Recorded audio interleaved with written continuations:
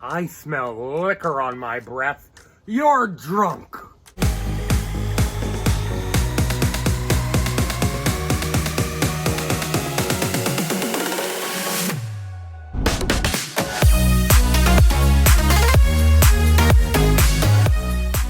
Hello my friends and welcome to The Simple Sober Life. I am Joshua and I help others make simple changes to create a life of awesome. Welcome my friends and thank you so much for joining me for another Financial Friday. You know, we've talked about a number of different things, but today I wanted to talk to you about something a little personal. It was a couple of years ago that I got a DUI and you know, it completely sent my entire life in a downward spiral. Well, that's not exactly true. It was probably the beginning of the end. So in a way, I'm kind of grateful that it happened, but my wallet sure isn't. And it certainly wasn't. So I'm gonna talk to you about the financial costs of a DUI. Now, there are a lot of other things that go into a DUI. There's plenty of emotional trauma. There's emotional costs and things like that. But today we are going to specifically talk about the financial aspect of it. How much did that DUI cost me? So, I was heading up from Florida to move to Atlanta, and I was going through South Georgia. And if you've ever been in South Georgia, everyone knows you do not speed. You don't do it. You will get pulled over because they have about 50 cops per square mile, and they're all looking to pull someone over for speeding. So I was going up 75 in South Georgia. This was in Warner Robins. This is just outside of Macon, so really far south. And I was going to be moving into my cousin's house until I set up shop in Atlanta. And you know, on my way up, I had stopped the night before and got a hotel because it was kind of late. And of course, I'd gotten plenty of booze for the stay at the hotel, even though it was only going to be one night.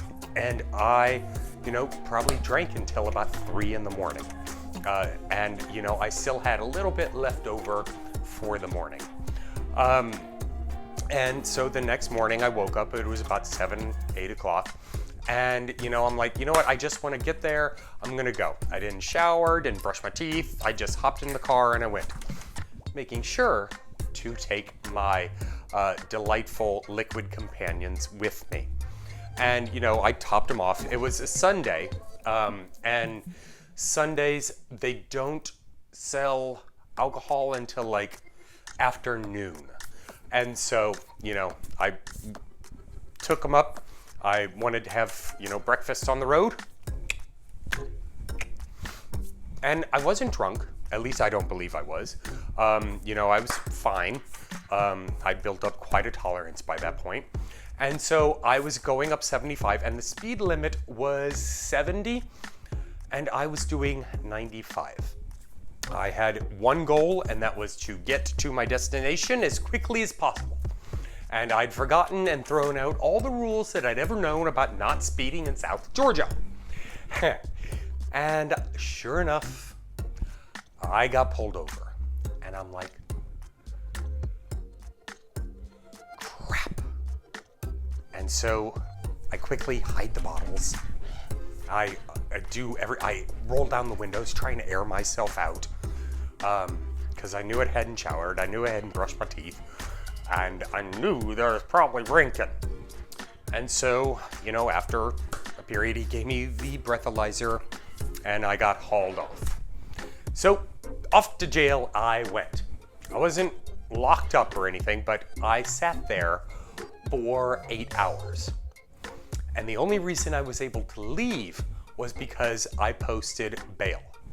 And that was $550. So it was 15% of what my actual bail was set. So I paid bondsman $550 just to get out of jail. So, of course, my car was impounded, and so I had to take an Uber over to the impound lot. And the impound cost was $250. All right, got my car back. They'd taken my license, and so it was a struggle to get my car back, but eventually I did it for $250. I headed up to Georgia, or up to Atlanta, and started dealing with the turmoil of getting over and getting past this circumstance. And I had contacted an attorney, and for $1,500, they would represent me in court. And so several months later, I think it was like almost 6 months later, we finally had our day in court, and it was $1,500 for wham, bam, thank you, ma'am. I basically got the plea that everyone else got. It was pretty raw deal, not a good lawyer. $1,500. I had to pay court costs and fines that amounted to $2,000.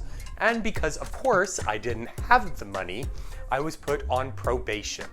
And that probation lasted a year at the cost of $50 a month for supervision. That totals $600.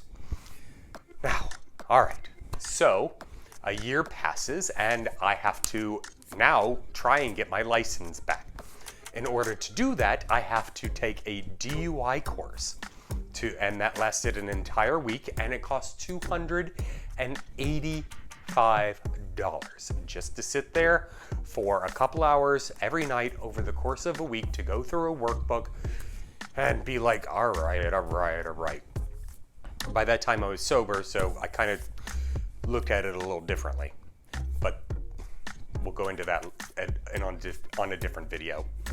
Anyway, once I got my driver's license back, I was finally able to get another car because I'd lost the last one.